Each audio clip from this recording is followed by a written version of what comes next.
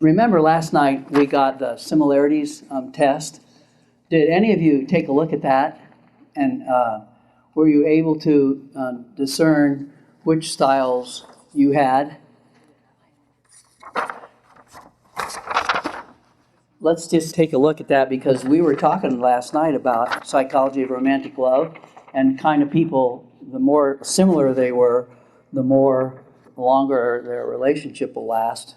And we're talking about different styles of the real self.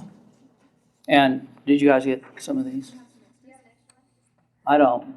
You got any more real similarities tests? Okay. Does anyone have any extra ones?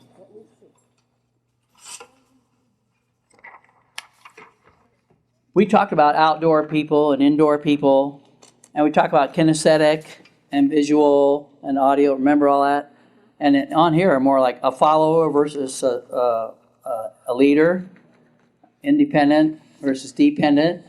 And number 3 was more happy-go-lucky, loose, informal, laughing type person. And then more sober, serious, quiet. See that? And remember, in the visibility prerequisite for romantic love, it said that you should know your own style. So I just wonder, how many in here would say they're more of a follower, supporter? And how many would say more of a leader? Good. Get to know. And then ask your person that knows you the best if you're right. If you're right. Because sometimes you think, oh, I'm a follower, and really you're as bossy as anything. So how about the first one? Thinks more about concrete things or externals.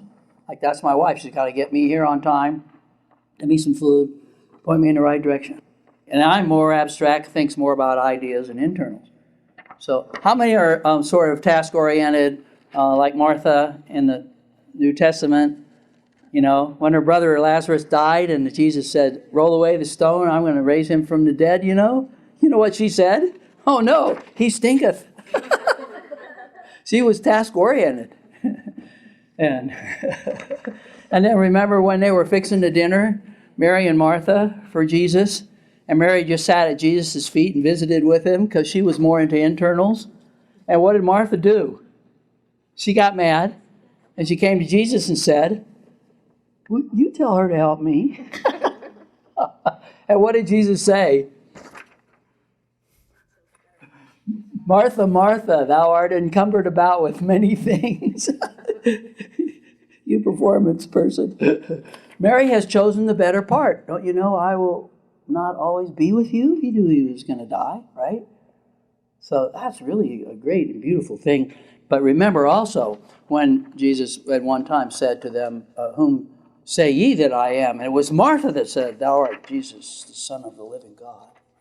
So you can be performance-oriented and still be very spiritual. So don't beat yourself up and say, oh, the ones on the left are the real self, the ones on the right are the negative self, because that's not so. So is everyone able to see one of these? Who can share one with these two? We just need someone to share. Okay. This is for you guys. Yeah. See? Givers always end up with the most. See, now you got 2. And number 2, more a follower, supporter, more a leader, independent. The followers aren't negative and the leaders all positive. If there weren't any followers, there wouldn't be any leaders. If there weren't any givers, there wouldn't be any takers. You have to have someone receive the gift. So don't start getting polarized and think, oh, this is all negative. Givers are always positive, takers are always negative, because you have to do both. And when we come in November, we're talking about the 16 traits of a healthy person, and we'll talk about, now see if you can get this, resolution of dichotomies in healthy people. It's going to be great. Resolution of dichotomies means you got to have both to have a world, and you got to be able to put them together, sweet and sour, night and day, woman and man. How many are more happy-go-lucky, loose and formal? And those are the yellows, like me. And more sober, serious, dignified. What color is that? Blue? But if you overdo it, then you're red. Okay.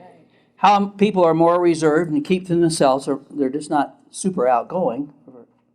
And then how many are more warm, expressive, more open? They'll drive right up to a stranger and say, That's Peggy. I have to tell you about she's wonderful. I guess I have to. I know we're Is it fast? It's real fast. I worked with Peggy at the Women's Center, and this black man was coming down the hall, probably from Africa, about 6'5". He said, honey. And he had a white mohawk, blonde white mohawk, about an inch tall. She stopped and said, "That is so interesting." She is.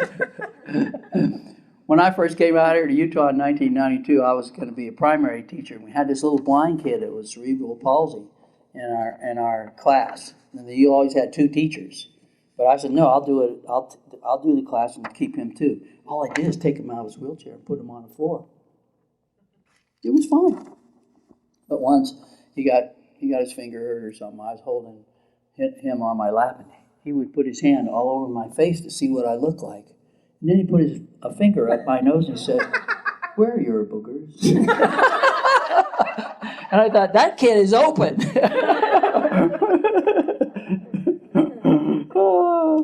So serious, reserved, more happy-go-lucky, loose and formal, right up to you. Reserved, keeps more to himself, warm, expressive. Number 5, expedient, works on what comes up. This is very, very important. This is like the farmer who never fixes his fence until it breaks. He never gives his cows any shots until they're sick. Any people in here, expedient, works on what comes up. If it ain't broke, don't fix it. That's a certain kind of person. And how many are more conscientious plans ahead? We have a routine schedule for giving shots to our cows. We have prevention maintenance for our fence. Blah, blah. See, think about this, because there's 20 of these traits on here, and it takes both to make a world. But if you have all of them separate and opposite, you're not going to have as much good bonding. Practical, down to earth. How many practical, down to earth? See? Versus imaginative, reaching for future and aspirations. Wouldn't it be great if the whole world were made out of candy? And oh, well. Tactful, diplomatic. They don't make very good therapists. Versus forthright, out front, frank. So, Lisa, what would you say? Wouldn't make a very good therapist. You gotta say it like it is. Honey, you talk too loud. I love you to death, but you gotta slow down, baby. And so a best therapist is going to tell it like it is. That's what you pay them for, right? So, and now number 8, conservative, careful, cautious. Any of those around? Look at all the hands. Versus experimenting and bold. Well, what if we try it like this? Well, we never have done it that way. Well, let's try it. Well, maybe the wheels will come off, but... And then here's one that's really great. Big reader, little reader. Medium reader. Do big readers and little readers get together? There are ways, but often the little readers are mad because the big readers are always reading instead of paying attention to them. And the big readers are mad because they think the other ones are dumb and stupid and about as deep as a mud puddle, and they call them airhead Barbies. Right, always in front of the TV. Football is my life, right? Number 10, look at this one. Some likes it warm, heat up, and lots of covers on the bed. Anyone like that? Even in summer. And how about likes it cool, heat down, open the window, and the wife says, "Josh, you're freezing me out." Did you ever know there were so many different kinds of people? Let's go to number 11. This one's quite easy. Indoor people versus outdoor. Who's outdoor? Josh, raise your hand. Okay, outdoor. Indoor? Any indoor? You know what lots of people say? Well, I'm indoor in winter and outdoor in summer. Where shall I mark, Dr. Ellsworth? Remember, the similarity comes up by what's on either side of the line. So, Lisa? What if you're one when you're in your negative and one when you're in your positive? Yeah. I can't mark that. Press the one that's in your positive. Okay. Hoping that if you ever marry, we'll both be in our positives. Because that's what I want. That's what you want. And then if you marry a really great guy, then when you're in your negative, he's going to help you give the favorite love supply to you. So you always share with your partner what's my favorite love supply? So they'll know when you're weird what to give you. See? We gave out a paper last night of the three, yeah, Peggy has it here, where we had 3 types of interaction forms. Remember that? Real self to real self on the top. And then, and that was called love. And then real self to false self, that was called helping. And then number 3, where most people live, false self to false self. So be sure and tell your favorite love supply, so when you're in your negative, your helper can give you. And then that will also show the children that when they're in their negative, they'll expect you to give them their favorite love supply. And how do you find out the kid's favorite love supply? You watch him when he's little, and when you're old, you ask him, and you put the love supplies chart on the refrigerator door, and you have the kid's name out to the side. I went to a house one night where the mom was feeling suicidal in the olden days when I used to do house calls. Now I do phone calls. And on their refrigerator, they had the love supplies chart. They had the kids' names written in there. That's nice. Okay. How about night people versus day people? How many night people do we have here? And how many day people? And does that ever change? Or do you have it forever? It changes? How many say it changes? Yeah. Most of the Zoobies, college kids, are night people. They don't take any morning classes. They're up till 2:30 or 3. And then after they get out, they turn into what they really are, day people, night people. And sometimes you copy this from a parent that you identify with the most. Would you like to think about that? How many are night people? And now think of a parent that you identify the most with, and if he's a night person or she's a night person, keep your hand up. That's good research. Most of you had a backup. So take a look at that. Night person versus day person. Marrying 2 opposites is really hard sometimes because one's sleeping away and you want to talk. It doesn't work. Okay, here's another one. Boy, I hear a lot of number 14. Neat, orderly, prompt. Has a routine schedule versus not so concerned about order and promptness. Go with the flow. I'll clean it up tomorrow. The Odd Couple. Remember that old show on TV? Let's see how many neat freaks. These are the Marthas. Right? 1, 2, 3, 4, 5, 6. How many slobs? How do you guys work that out in a marriage? You don't. Well, one leaves and the other doesn't. You either got to take turns or compromise. One person has a living room. One person has the kitchen. I've seen people so bad on this they have to have different rooms. And there are people talking about relationships from yesterday's lecture who they don't have to divorce, but they do, or they separate, or they have a house. What do they call those houses? Duplex.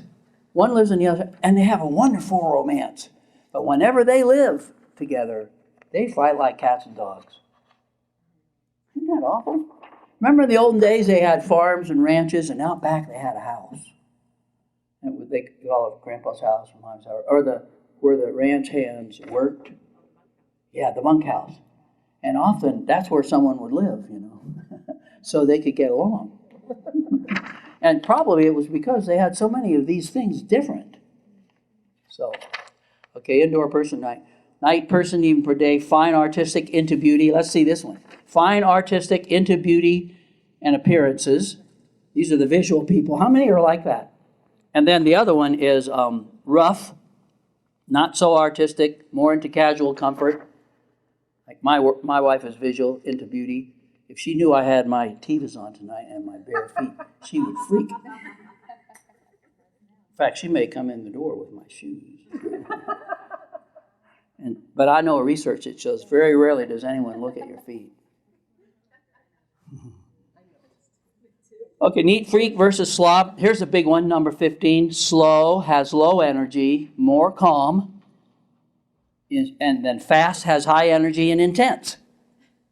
So we're trying to teach you that Let's see the fast speeding people. Talking loud, gesturing with hands, blah, blah, blah. How about slow, calm, peaceful? And there you go.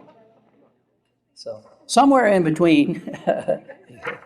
Okay, now, when the negative takes over some of these people, the fast, high energy, intense people will speed even more. And the slow, low energy may get quite silent. Okay, the person making the CD says we got to be quiet. Now, this is one, 16. Spectator prefers to watch and observe and watch the game versus participant, active and involved, plays in the game. Think about that one. 7, homebody. How many people are homebodies? Just likes to stay home. And then likes to go out a lot. We never go anyplace. Isn't that something? Attention to detail, number 18. More organized and specific versus general broad concerns. Get it done any way will do. Creative carpentry. Right. The birds like my house. But you never used a saw. Who needs a saw? Birds don't care. I made a chicken house once. My wife couldn't believe it. You didn't saw off one of these boards. Well, I just picked the ones that would fit. The chickens love that. Now, there's number 19. Romantic, excited to be around mate. That's what we talked about last night. Versus partnership, friendship, love, duty, responsibility, roommates. It's really something. I had a couple in my office once, and the wife believed in the romantic love that was in Nathaniel Brandon's book. And she wanted to be his soulmate and his mystically bonded wife. And he said, well, honestly, Llewellyn, her name was Llewellyn, honestly, you know, I married you because it was time. That's when I was interested in marriage. And you were around. And she hit him with her purse. He got divorced, too. So if your wife likes a soulmate, I'm the only one. Don't tell her, well, when you die. Okay, then there's the athletic, number 20, athletic versus non-athletic. And these things often cause a lot of trouble in people. So visibility means find out which you are. Be sure you take one of these before you get married. Teach it to your kids. How many have kids that might get married pretty soon? Give them one of these and tell them to fill it out. You can run off as many as you want. I feel like Mayor LaGuardia of New York. I don't care what you say about me, just don't forget to mention my name. So I've seen some of my handouts in books. They've taken my name off of it. I saw my love supplies chart in a book. I said, well, I hope it helps people. That used to be called plagiarism. Now it's called help everybody. Okay, now, Peggy, let's pass out our paper that we, or did you do it already? The expectations, because last night we did expectations. Does anyone want to help Peggy? This one, Yeah. the rules for being human? Well, just pass them both out. Okay. Okay, and he'll help you, she'll help you. Okay, so when you get the paper, pick out the one that says frustrated expectations, because that's the one we're going to work on, finish it up from last night, because we just gave it a lick and a promise, and I was way too tired. Okay, so, can you give me one first? Peggy is the greatest, isn't she? Got them all stapled together. Okay, turn to the one that says expectations from the negative self and the real self. This is, I think it's in the book on page 30. Okay, we'll start with that one. Now notice, let's go down to the blocks in the bottom first. Here's where we said 1, 2, 3. Frustrated expectations. Can you see it right there? Frustrated expectations. And now these words are synonyms, which means the same meaning but different words. Shoulds, supposed tos, rights, wants, wishes, goals, agendas. Those are all the things that can be expectations. And usually most people aren't even aware that they're carrying around a great big load of expectations for people and for situations and things. And if you just say to yourself right now, what do I expect from this meeting tonight? How long are these sessions supposed to be? I paid it this money. What time will I be home? What are we going to do when we get home? Those are expectations, and you're all loaded with them. And don't let them be in charge of you. That's the whole theme of life. You're the master, not the victim. You made up your expectations, and you can change them. So when you're turning and getting really angry or really sad, don't be a victim of that. Say, wait a minute, I caused this by my expectations.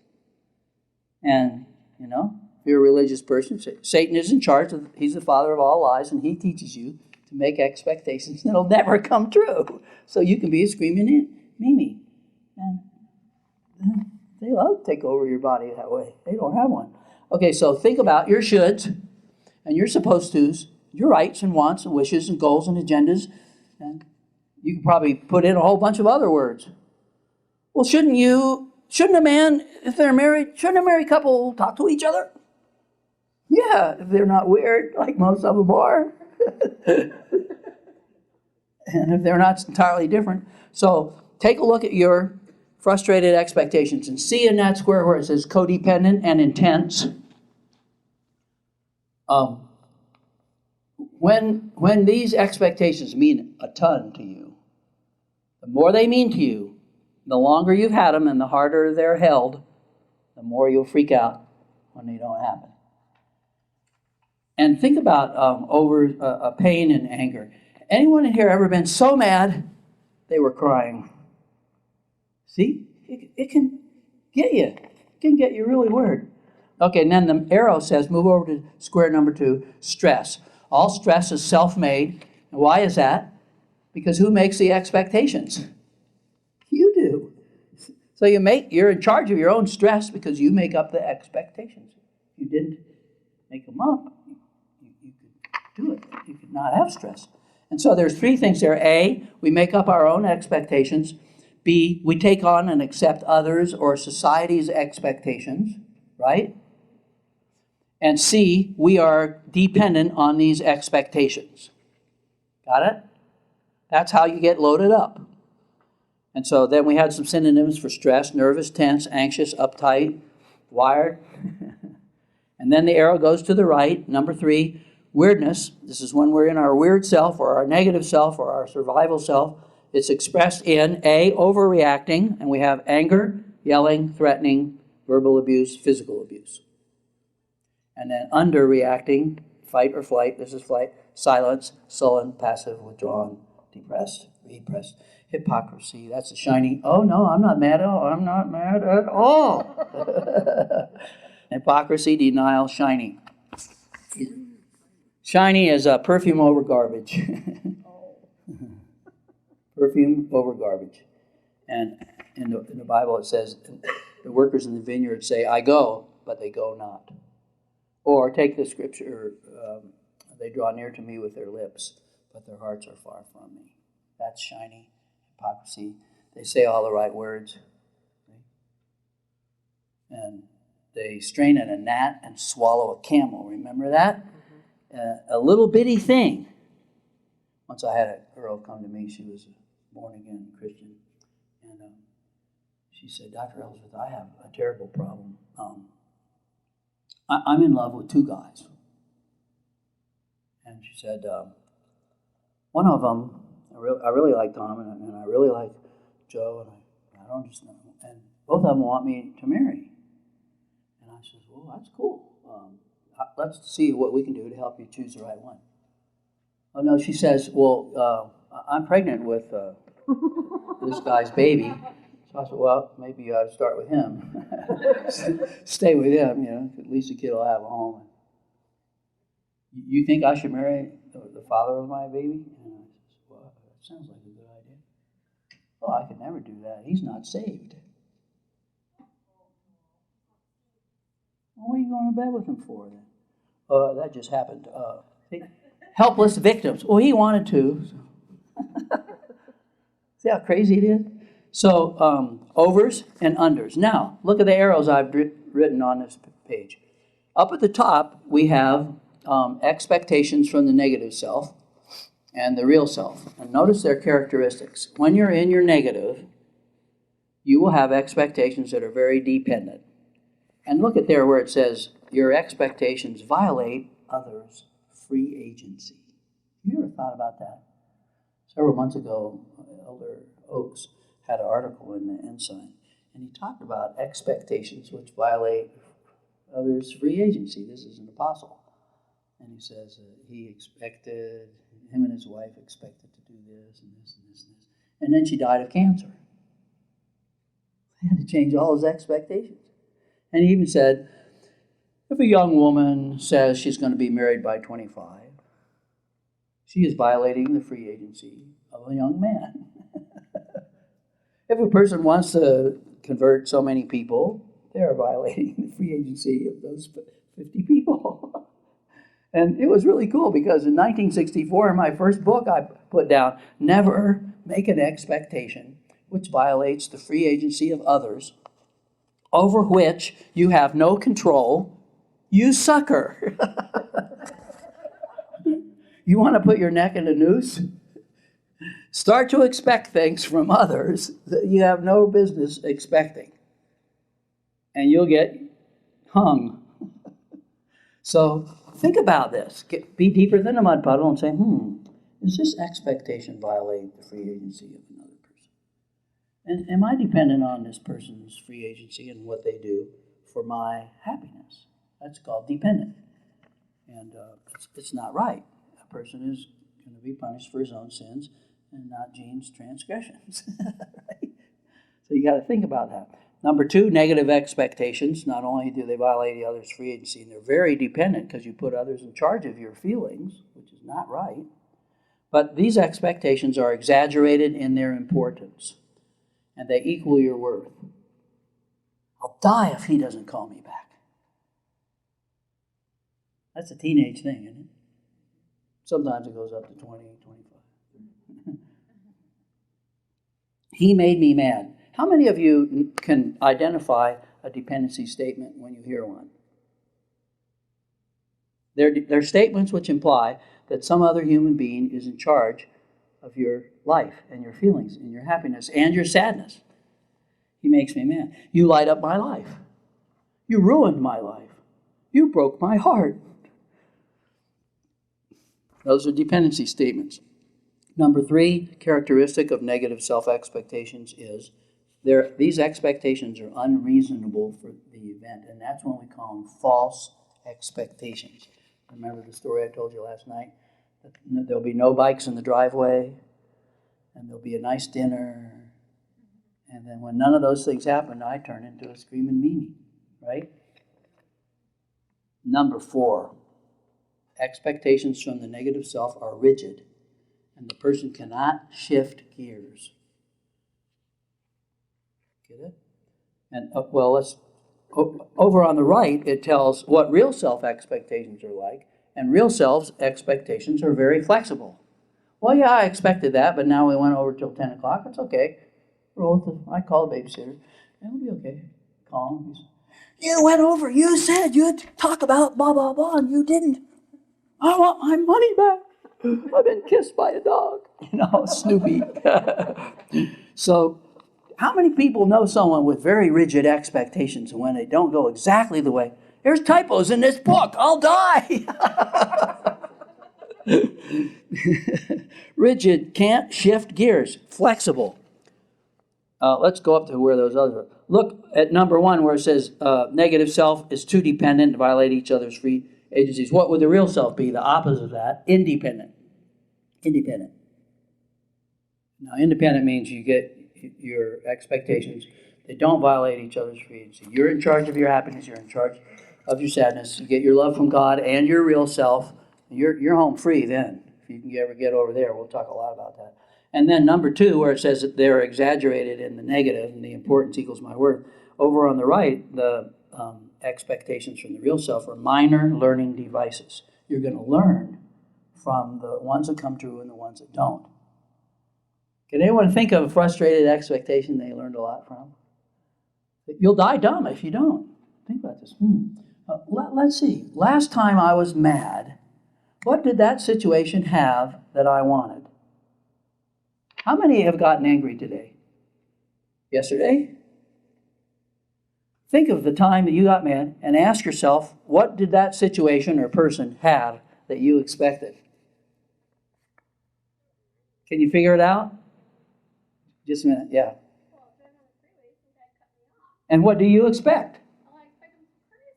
See that? That's highly unlikely. She expects courtesy on the road. Why is it highly unlikely? It's not Utah, it's all over the place. I know, whoa. Because when people get in those little steel cages,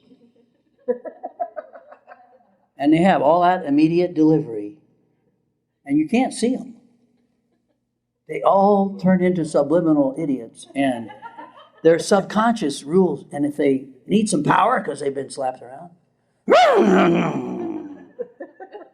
and then they have road rage now, shoot out your tires. Notice how many cars are getting tinted windows, you can't see who's in there?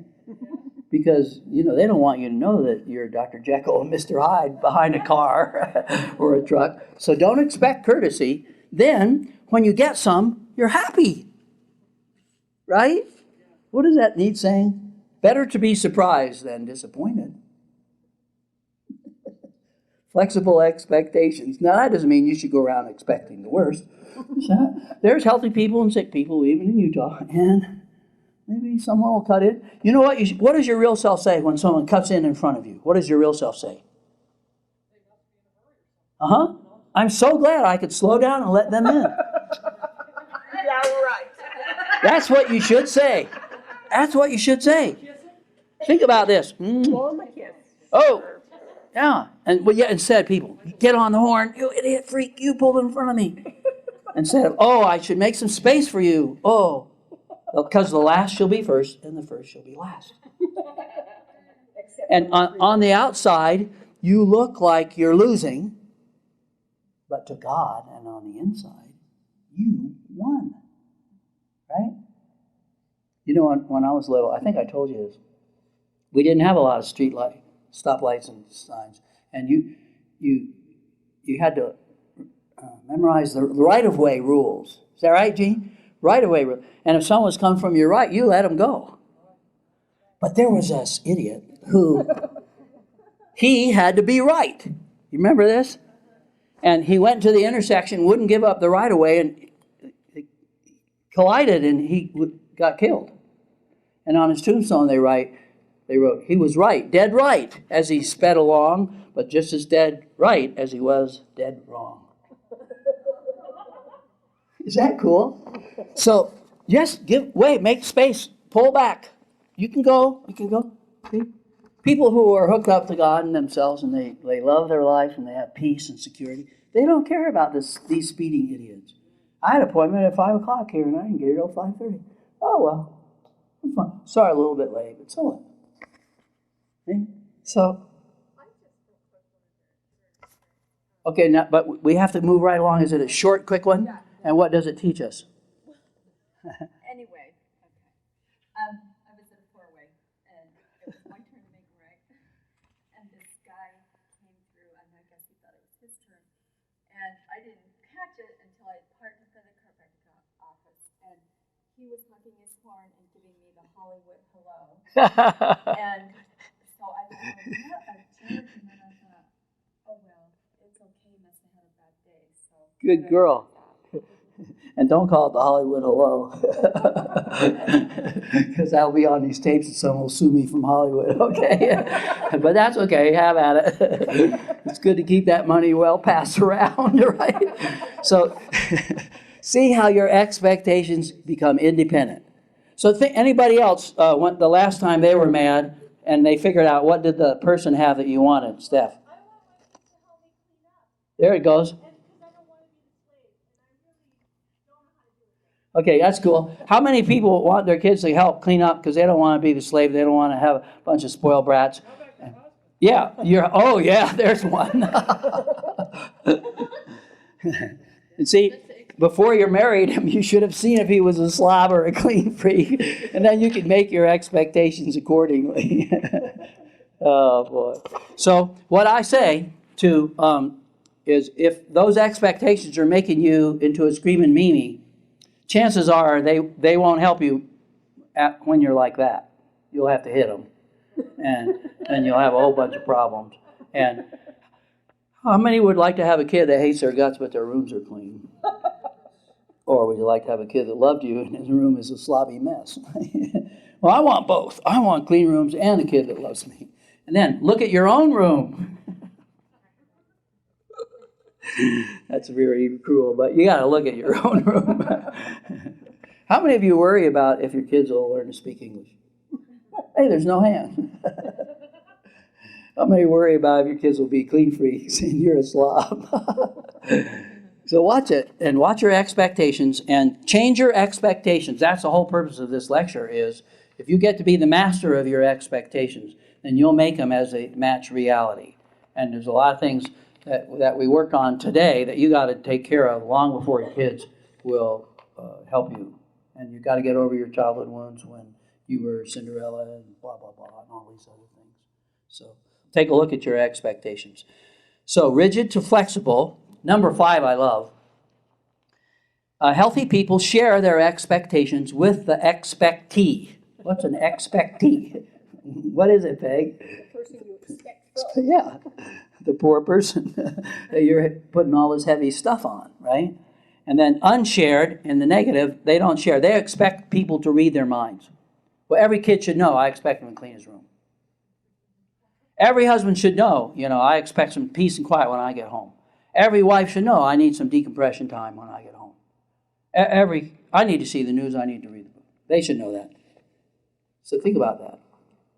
And share it with the person that you're with. And then those 2 words, attachment and non-attachment, are Eastern words for dependent and independent. Attachment means I'm attached to them. They equal my worth. That's who I am. Those are the expectations.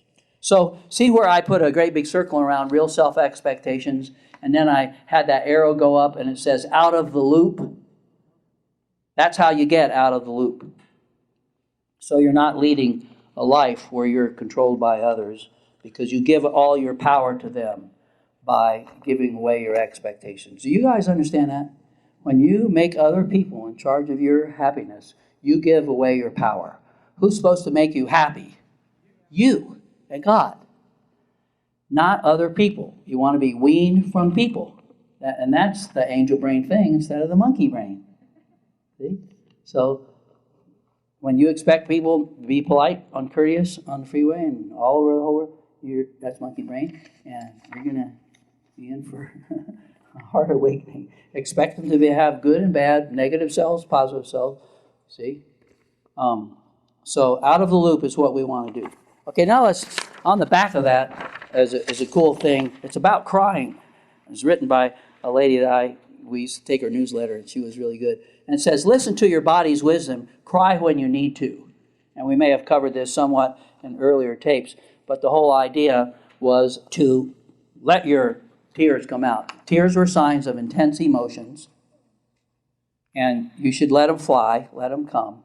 Should you also let out anger? Should you also let out, yeah, but not in public. Remember we talked about garbage dumping? We said never puke in public. So you go to a private place and then you let them out. So crying is great, but now we have some hands. When I grew up. Right. How many people have been taught that you're weak if you cry and you're vulnerable and you'll get hurt? Right. And you've lost all your power. Right. So then, what you say to people like that is, well, Jesus cried a lot. It was the strongest man in the whole world. So it isn't true. And what I want you to think about is, who is the toughest? A big macho man who will never cry, or one who will cry? Who's the strongest? The one that will cry because he faces reality, he faces his feelings, and he loves his feelings, and he lets them flow. The macho man is pretending to be strong because he's weak inside. The strong people look at reality, know the truth will make you free. Macho man won't. So if you want to hold back your feelings, get in private and get them out. But now, remember we talked several months ago about people who are up on the high level and they're hooked up to God and they're in charge of their thoughts and feelings before they ever turn into, they don't have to dump garbage. And remember, there's good reasons to cry and bad reasons to cry. What would be some bad reasons to cry? Poor me, control people with guilt. If you're feeding the belief that performance is equals worth, Mhm. I have to try to show that I'm real. That's great. So what you have is, if you're crying because expectation didn't come true, and the expectation is very dependent, and it's performance equals worth or appearance equals worth, that's crying for wrong reasons. Lots of kids cry for what reason? It hurts, and they expect mommy to be wonderful and walk on the water and stuff. She doesn't. Okay, so that was good about, in the olden days, the wisdom of your body. And it goes with the grief work thing.